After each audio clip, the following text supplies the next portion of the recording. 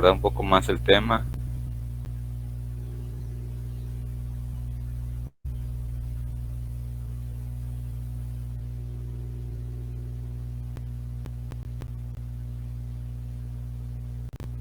Ya pueden ver ahí la... Sí se ve. Ah, ok, bueno. Estuvimos viendo lo que eran, o más bien ustedes estuvieron abordando los temas de los ciclos bioquímicos, ¿no? Cómo era que se circulaban a través del ecosistema todos estos componentes, en forma de estos elementos en forma de compuestos, y que se tenían que unir con otros elementos para que pudieran ser asimilables, ¿no? O reutilizados por los organismos. Muchos de ellos por sí solos no pueden ser utilizados, ¿no?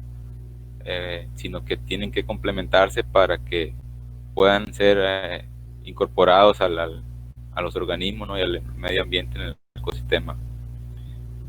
Entonces estuvimos viendo lo que son factores abióticos, ¿no?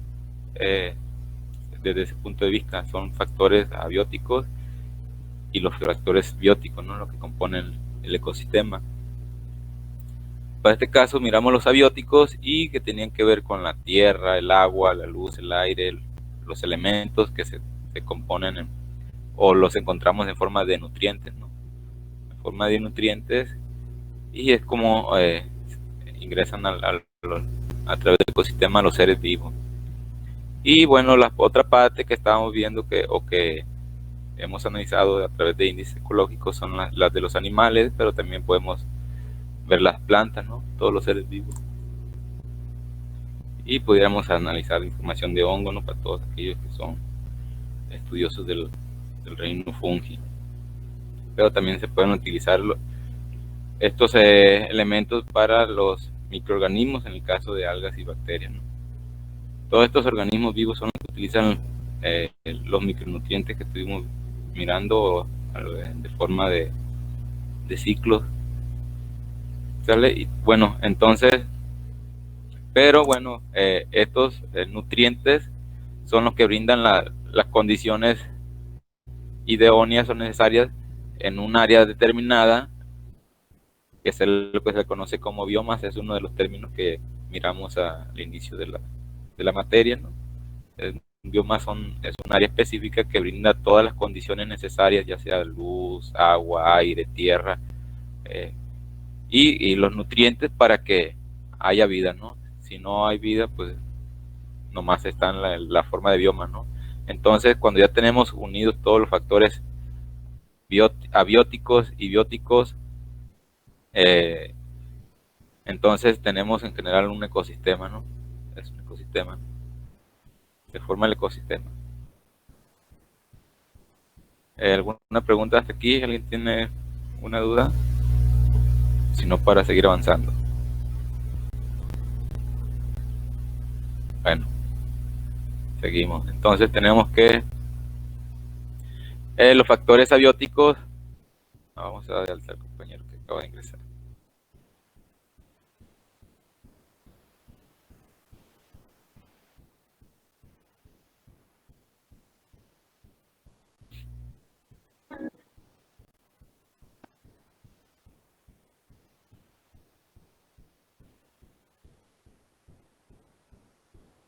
Sí, tenemos que los factores abióticos pues, pueden ser en dos ambientes, ¿no?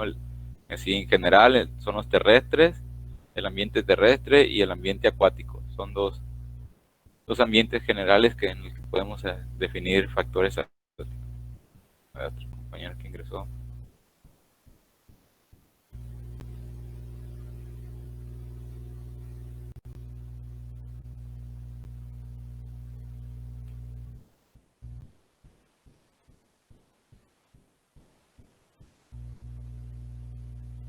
Vamos a la presentación nuevamente.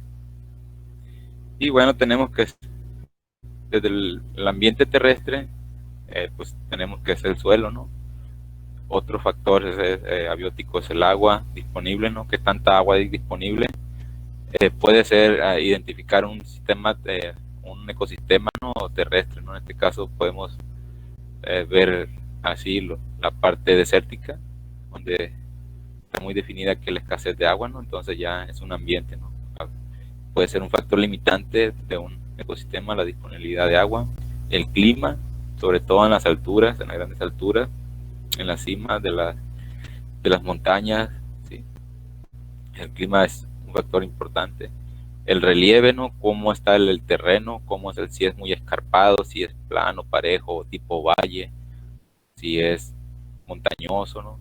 Qué tipo de relieve es. Entonces podemos también definir otro tipo de ecosistemas, ¿no? Factores que determinan un tipo de ecosistema. El oxígeno, también el oxígeno, hay áreas, dependiendo sobre todo de la altitud, que pueden tener mayor oxígeno o menor oxígeno.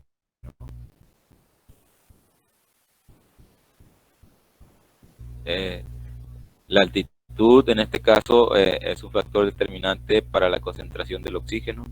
Si a alguno de ustedes le ha tocado ir a las partes altas, no sé, o si son de la Ciudad de México, ¿no? Incluso de Guadalajara, que es más alto que aquí en Mazatlán, la concentración de oxígeno es muy distinta. Incluso hay atletas que se van a entrenar a zonas muy altas para tener un mejor rendimiento.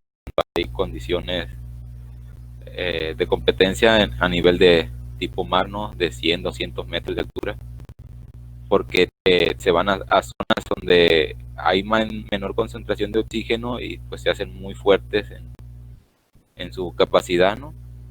Y cuando están en una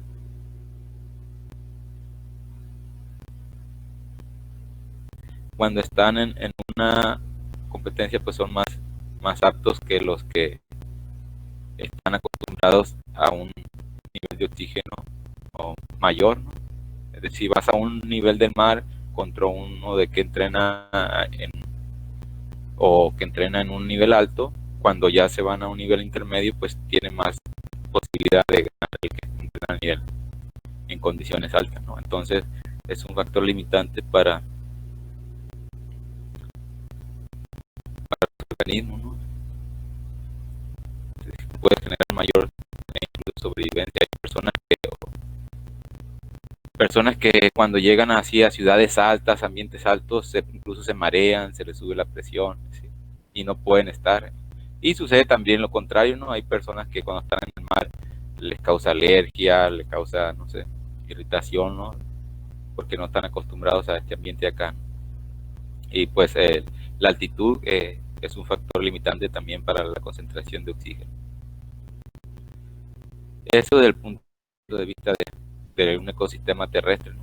En forma general, es en forma general estamos hablando. Y pues desde el ambiente acuático pues, estamos viendo que pues, la salinidad es un factor muy abiótico, muy limitante, ¿no? Y lo podemos ver sobre todo principalmente en condiciones marinas, estuarinas y acuícolas o ambientes de agua dulce. Pues en ambientes de agua dulce, como la palabra lo dice, no tiene salinidad o su salinidad es muy baja, incluso puede ser media parte por mil, ¿no? Como comúnmente se le conoce, pero ya no se mide en parte por mil la salinidad, no se mide en unidades prácticas de salinidad.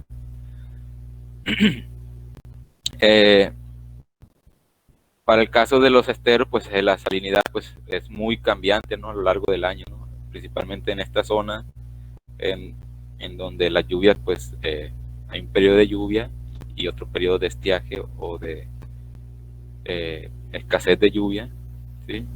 En donde en temporada de lluvia la salinidad puede convertir a un estero casi en agua dulce o bajar muy la salinidad hasta niveles de 5, de 10, ¿no? Partes por cada mil, ¿no? En cambio, ya en, en cuestiones de estiaje o de secas, cuando no llueve, pues la salinidad es muy extrema, puede superar a la salinidad promedio del mar, que son alrededor de 33, 35, ¿no? Dependiendo del el mar donde mide la salinidad, puede superarla, ¿no? Mientras que ya en el mar, pues la salinidad es muy estable, ¿no? Se encuentra en 33, 35, 33, se puede encontrar la salinidad. Algunas veces a 30, ¿no? Dependiendo de la zona. Pero sí es un factor limitante en la distribución de los organismos, ¿no? Incluso cuando ustedes estén, si les toca identificar algunos organismos o estudiar algunos organismos muy a fondo, se van a encontrar aunque en la literatura que pues son organismos, se les conoce como netamente marinos o dulceacuícolas, ¿no? Pero sí hay organismos que pueden resistir ambos ambientes, ¿no? Pueden resistir perfectamente y adaptarse a unas condiciones o a otras de salinidad, ¿sí? Pero sí es uno de los factores más limitantes, sobre todo porque dentro de los organismos a nivel interno,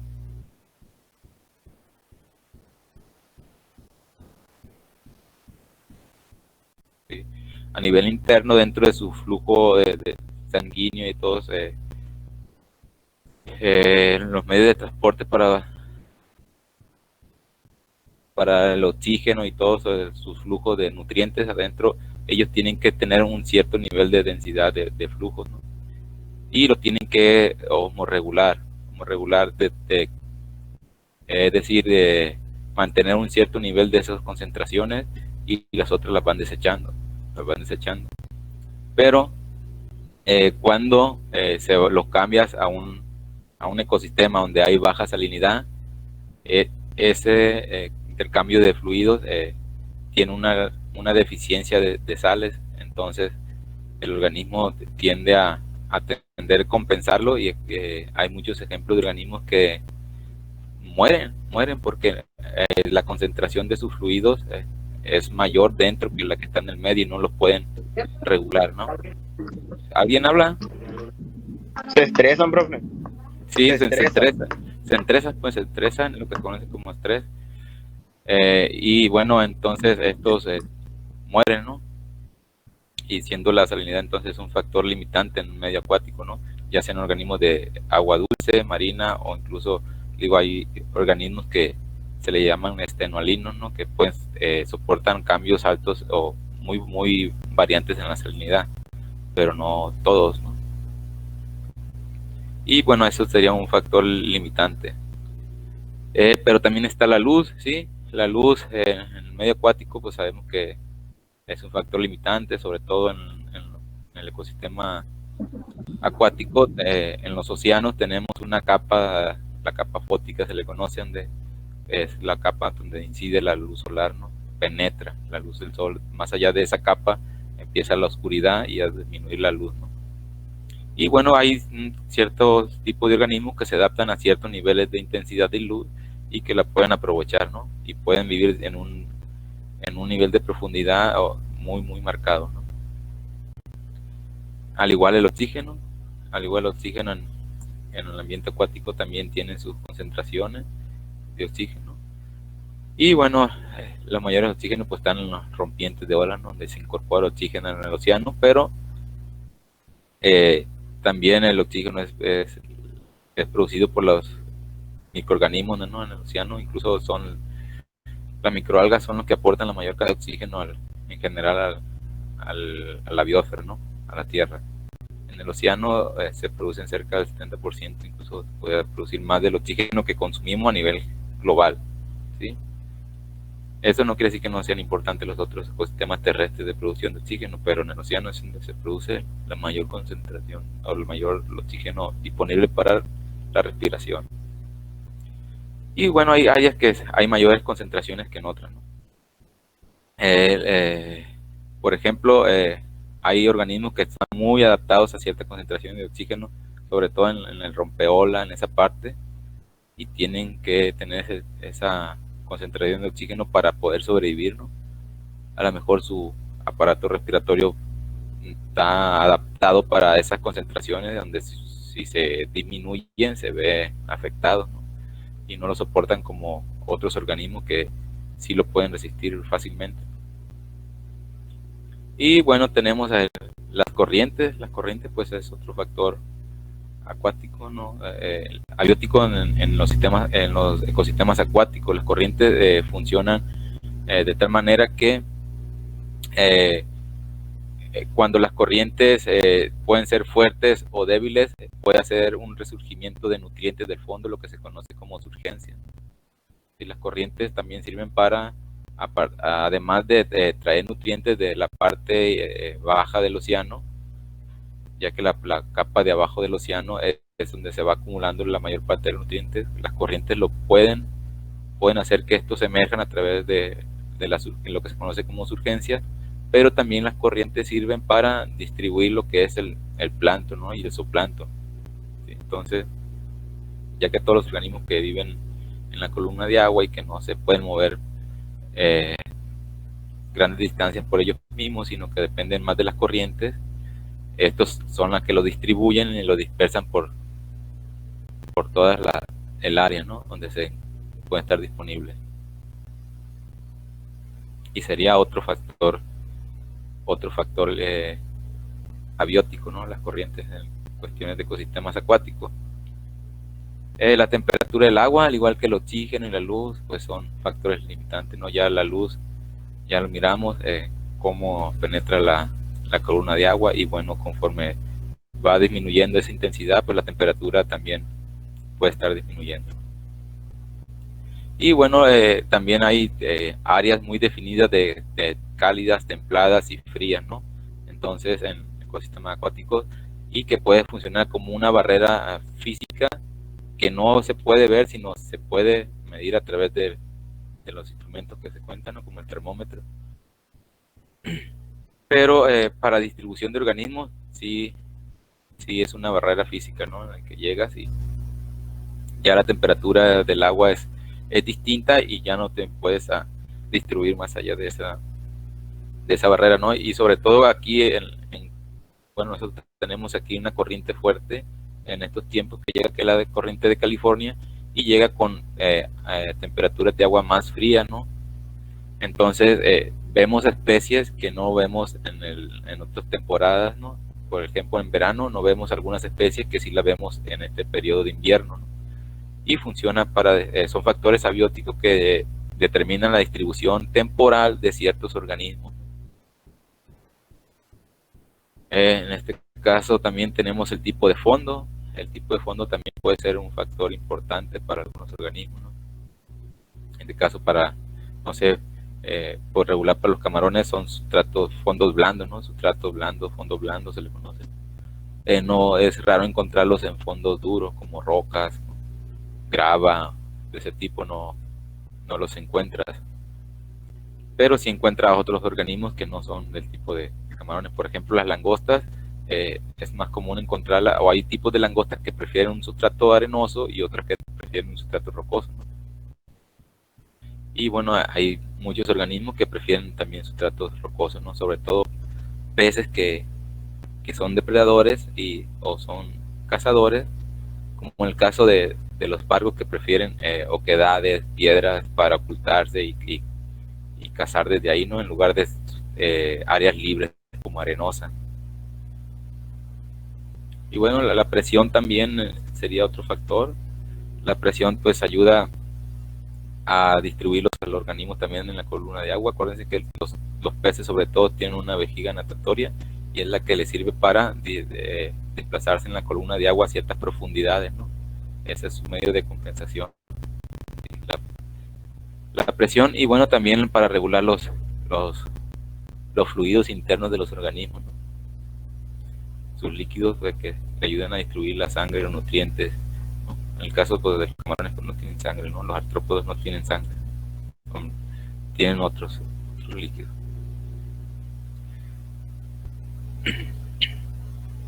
Y bueno, tenemos que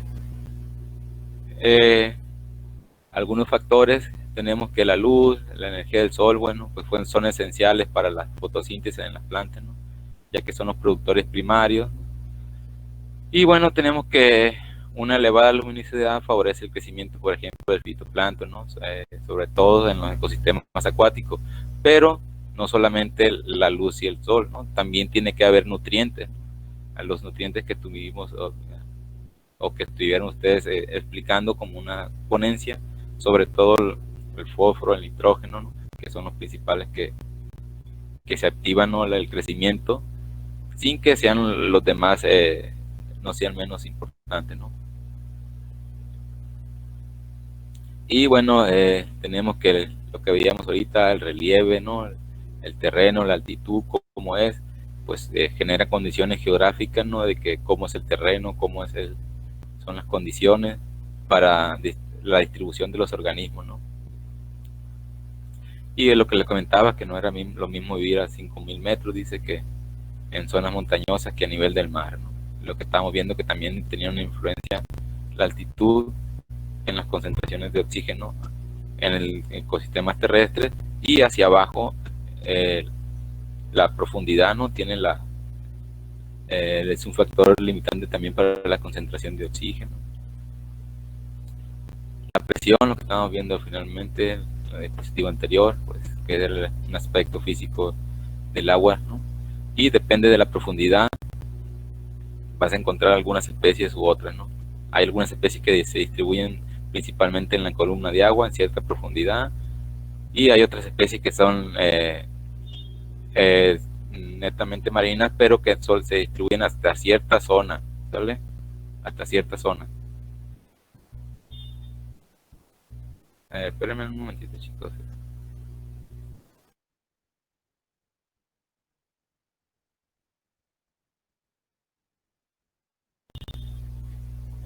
Bueno,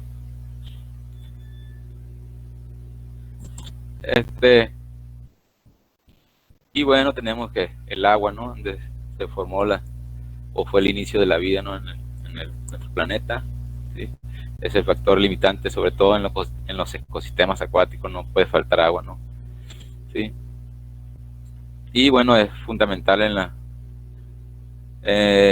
la síntesis de nueva materia orgánica, ¿no? Sobre todo de todos los organismos vivos, en este caso las plantas, nosotros los organismos del reino animal ocupamos agua, ¿no? Para sobrevivir. El viento, pues el viento puede cambiar la circulación a nivel atmosférico y es el que distribuye las temperaturas, ¿no? Hay regiones que son muy cálidas durante un tiempo, y con la circulación atmosférica de los vientos llegan temperaturas frías durante otros tiempos muy frías además, ¿no?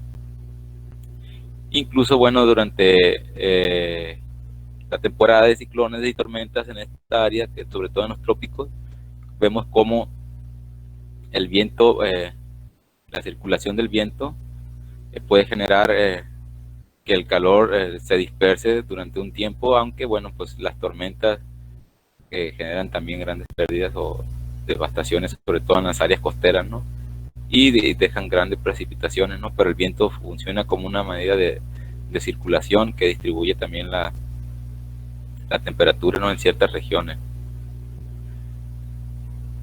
El tipo de suelo, lo que estamos viendo es ahorita los sustratos, el ejemplo que pusimos sobre los camarones, las langostas, ¿no? Algunos peces que pueden determinar qué tipo de organismos se encuentran.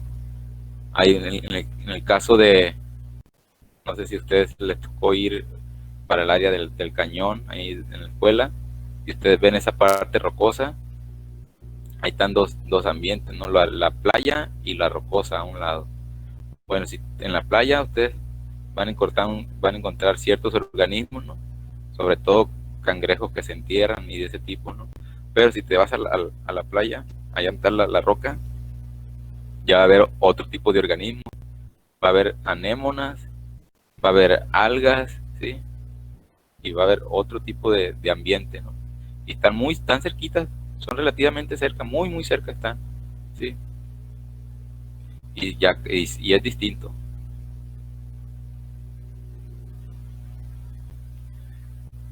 Vemos que la temperatura y el calor, ¿no? La temperatura pues tiene efectos sobre el metabolismo de los organismos, les ayuda a que se acelere, se lleven a cabo todas las reacciones internas de los organismos, ¿no? Para un mejor crecimiento, la reproducción y todos los procesos biológicos que requieren, ¿no? Y bueno, las plantas, dice, además temperatura, pues, y si tienen luz, pues los nutrientes son necesarios para crecer más rápido. Hay muchas microalgas, sobre todo en los laboratorios, tienen cierta cantidad de luz y de temperatura, de calor, ¿no? Para que crezcan de forma adecuada, ¿sí?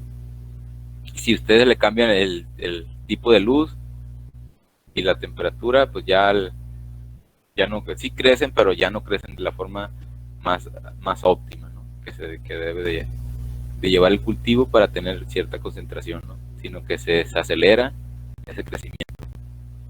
Si ustedes van a los laboratorios de cultivo de microalgas, tienen ahí sus lámparas de cierto tipo de luz, tienen cierto tipo de luz y cierta intensidad, ¿no? Y su acercamiento de las lámparas.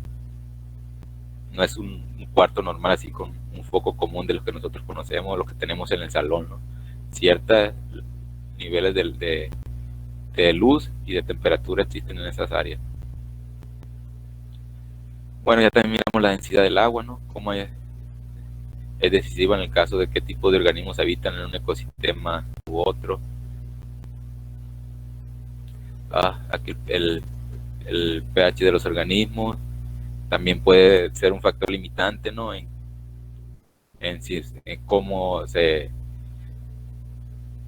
qué tipo de organismo se encuentra en un área, en otra. Incluso actualmente hay un fenómeno que se está dando a nivel océano, ¿no? Lo que es el blanqueamiento de las barreras de coral, porque se está incrementando la acidez en el océano, ¿no? Con cambios mínimos en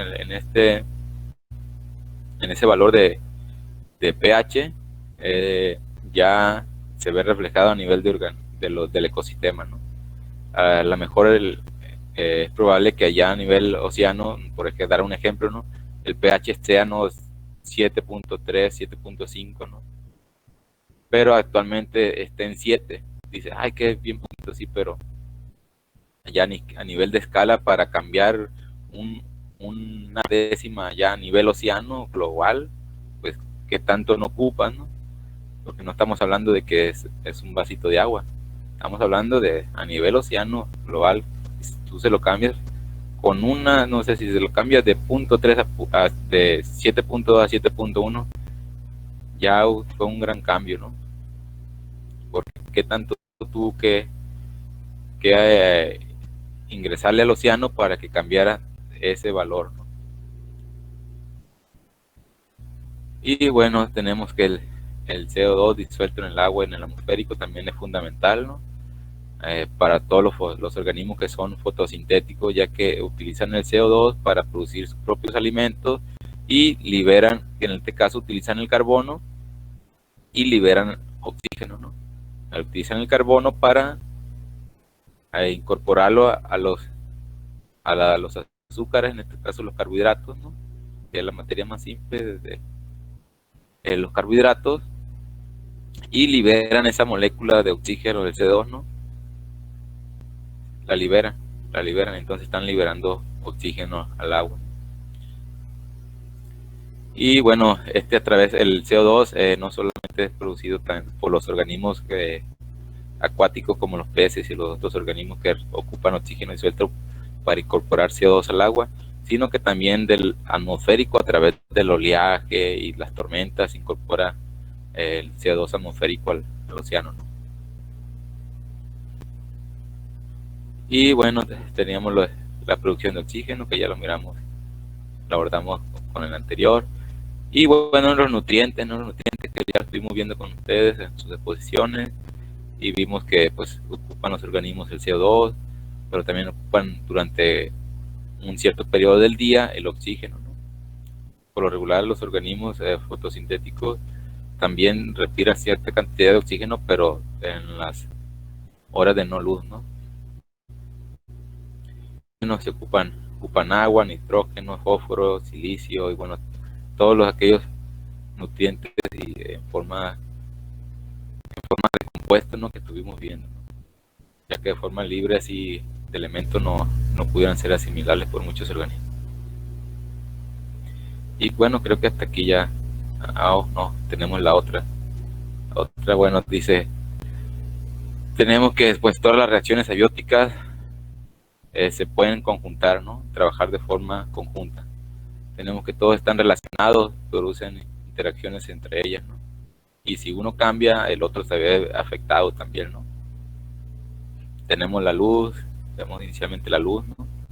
Que la utilizan los organismos fotosintéticos, ¿no? La duración de la luz y la cantidad y la calidad con la que llega es distinta, ¿no?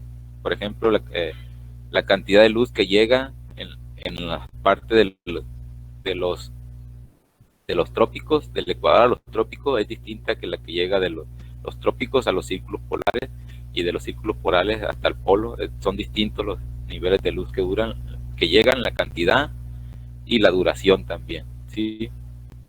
En la parte del Ecuador, la duración de la luz, del día de luz, es más corto que en el polo. La cantidad que llega en el Ecuador es distinta a la que llega en los polos, y la calidad también es distinta, ¿no?, con la que llegan. Incluso la dirección de los rayos de luz con las que llegan a cada una de estas zonas es distinta, ¿sabes? Entonces son factores que le van limitando también, o van delimitando qué tipo de ecosistemas o de organismos se pueden encontrar en estas áreas, ¿no? El calor, ¿no? Calor, ya en formas de temperatura, ¿no? Lo tenemos, el calor.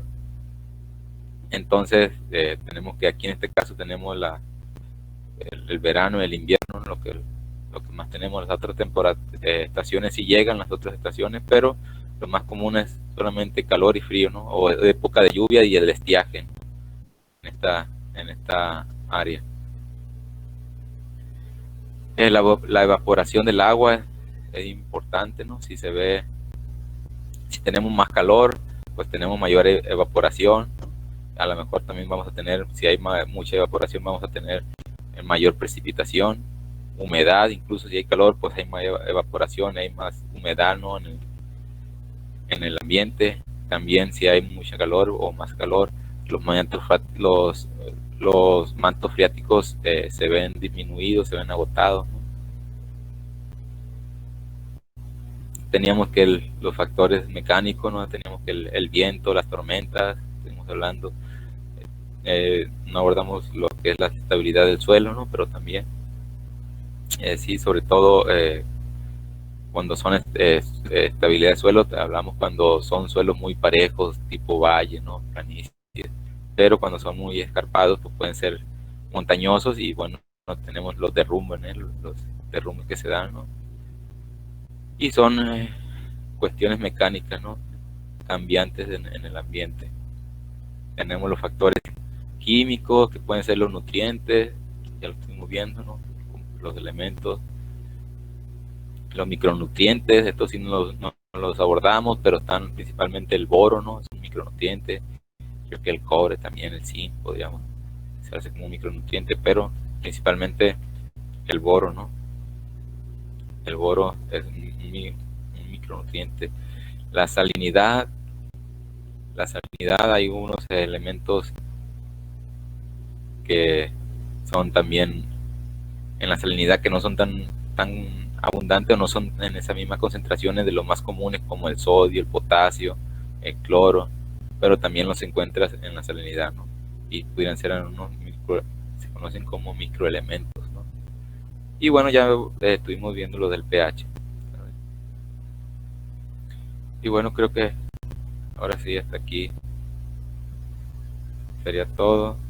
Bueno, ¿alguien tiene alguna pregunta? ¿Alguien que tenga alguna duda?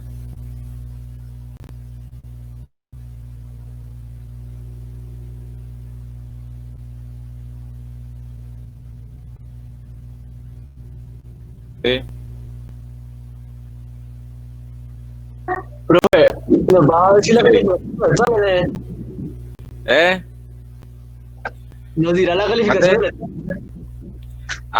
Yo se lo puedo enviar a su correo. Yo le voy a dar ahí la opción de que se les envíe en el archivo que le digo que descargo del aula virtual. Es que ustedes no tienen el mismo acceso al aula virtual que yo. En la aula virtual yo tengo toda su información y ya se lo doy a enviar a cada uno. Ok, gracias. Sí. Se lo voy a enviar a cada uno, pero bueno, tenemos todo lo que resta de este mes para culminar ya con la materia, y empezando el otro mes vamos a hacer exámenes de recuperación, todos aquellos que no estén aprobados del todo, para que ya en la segunda 15 días del mes de febrero ya se vienen los exámenes extraordinarios, ¿no? No quiere decir que van a ser extraordinarios, ustedes saben si se recuperan o no, pero primero van a tener la opción de recuperarse y después de irse a lo extraordinario. Ustedes ya lo van a decidir eso. Entonces, Y bueno, profe, a fin de mes ya terminaríamos con usted. ya terminamos conmigo, ya vamos a tener la lista de los que van a quedar así exentos y los que van a hacer recuperación. Los que van a hacer recuperación, pues yo creo que en un par de clases hacemos los actividades de recuperación y ya para mediados de febrero ustedes ya saben quién va a ser extraordinario. ¿Vale?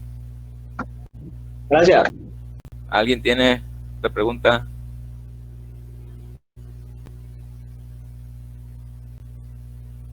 No, profe, todo bien.